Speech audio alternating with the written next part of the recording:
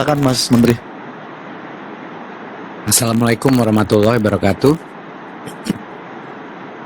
Terima kasih Bapak Pimpinan, anggota Komisi 10. Izinkan kami melakukan paparan singkat mengenai hasil RDP dan juga penjelasan mengenai anggaran Kemdikbudristek TA 2025. Berdasarkan surat bersama Pagu Indikatif Kemendikbudristek, seperti yang kita tahu ditetapkan di 83,19 triliun.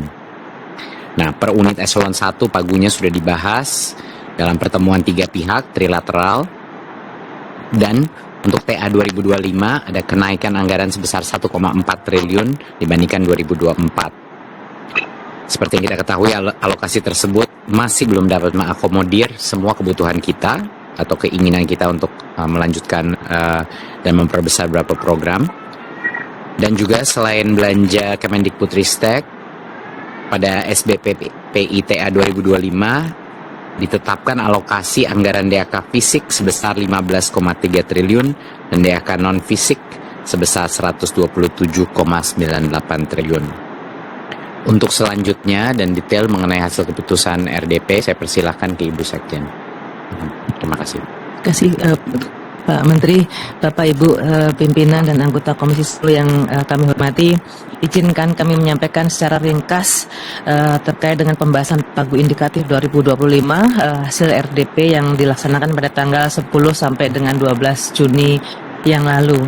Di dalam RDP kami menjelaskan secara lebih detail rencana kerja anggaran Kemendikbudristek menurut program dan juga unit utama untuk tahun 2025 yang didahului dengan pemaparan capaian sampai dengan tahun 2023 dan juga pelaksanaan program dan kegiatan tahun berjalan tahun 2024. Berbagai capaian pembangunan di bidang pendidikan, kebudayaan, riset dan teknologi kami paparkan, antara lain ditujukan oleh meningkatnya partisipasi dan berkurangnya kesenjangan partisipasi pendidikan, kemudian juga meningkatnya mutu yang ditunjukkan oleh kompetensi literasi dan numerasi yang semakin baik dari hasil asesmen pendidikan, kemudian juga kemahiran berbahasa Indonesia serta indeks pembangunan kebudayaan. Kami sampaikan pula hal-hal yang masih memerlukan penguatan, termasuk di dalamnya perhatian yang lebih besar pada kelompok miskin, pada wilayah tertinggal, wilayah 3T, dan juga satuan-satuan pendidikan yang kinerja muridnya masih rendah, yang kemudian diperlukan intervensi lebih lanjut melalui program dan kegiatan di tahun 2025. Output program kegiatan tahun 2023 juga disampaikan secara detail Bapak Menteri dan Bapak Pimpinan selama RDP. Dari alokasi anggaran tahun 2023 sebesar 84,5 triliun rupiah terserap sebanyak 95,49%. Sementara untuk tahun 2024 atau tahun berjalan, kami sampaikan perkembangan sampai saat ini. Dari alokasi anggaran, pagu alokasi waktu itu 98,99, kemudian pagu berjalan per sekarang sekitar 101,38%, sudah terserap 34,2%. Berikutnya kami sampaikan rencana kerja anggaran Kemendikbudristek 2025 sesuai dengan alokasi pagu indikatif yang totalnya sebesar 83,187 triliun dengan perencanaan anggaran tahun 2025 yang mengacu pada penugasan kepada Kemendikbudristek berdasarkan naskah rencana kerja pemerintah tahun 2025 yang tertuang dalam Permen PPN Kepala Bappenas nomor 2 tahun 2024.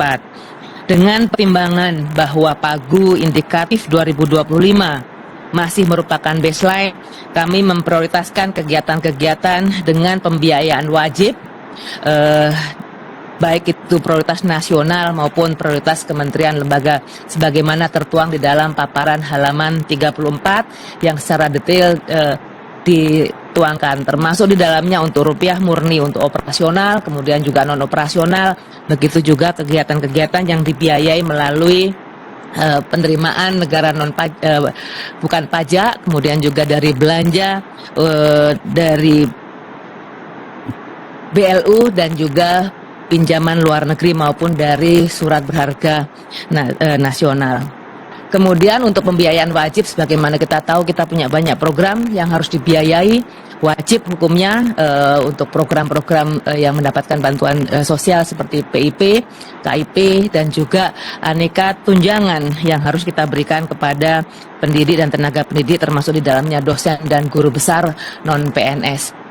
Kemudian Bapak dan Ibu sekalian, kami laporkan juga Pak Menteri bahwa dengan pagu anggaran sebesar tersebut 83,187 yang jauh lebih rendah juga dari tahun 2024, maka memang masih banyak yang belum bisa terbiayai.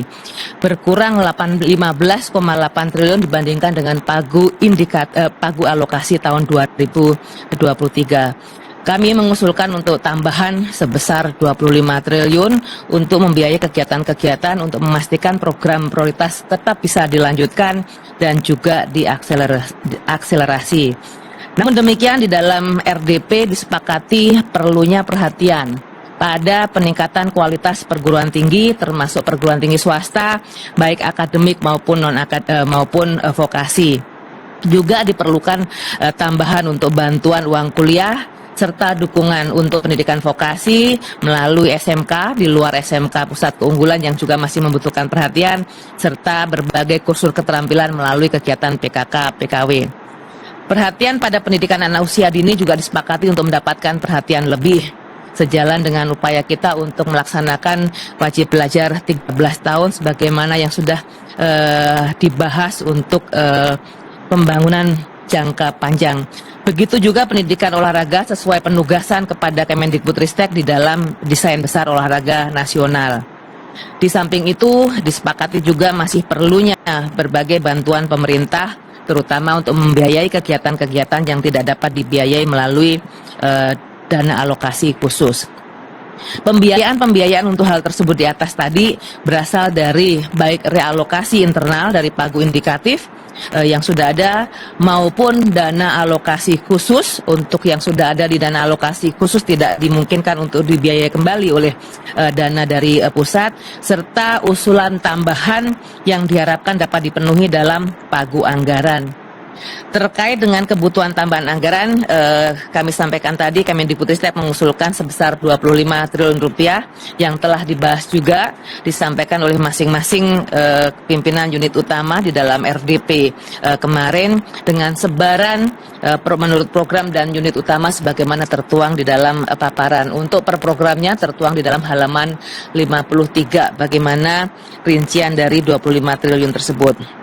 Kemudian di samping pembahasan tadi, Kemendikbudristek juga akan menyampaikan lebih lanjut hasil evaluasi berbagai program prioritas, kemudian juga data realisasi anggaran termasuk yang bersumber dari DAK, serta melakukan penguatan regulasi untuk memastikan kebijakan-kebijakan dapat dilaksanakan dengan lebih baik lagi.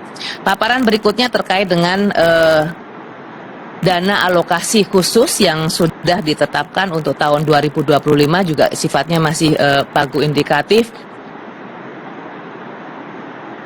untuk kebutuhan baik dana alokasi khusus fisik maupun non fisik. Dana alokasi khusus untuk fisik digunakan untuk semua jenjang pendidikan, untuk kegiatan-kegiatan pengadaan peralatan, untuk rehabilitasi sekolah dan sebagainya. Sementara untuk DAK non-fisik digunakan untuk membiayai bantuan operasional satuan pendidikan, untuk tunjangan guru, dan juga untuk operasional museum dan cagar budaya.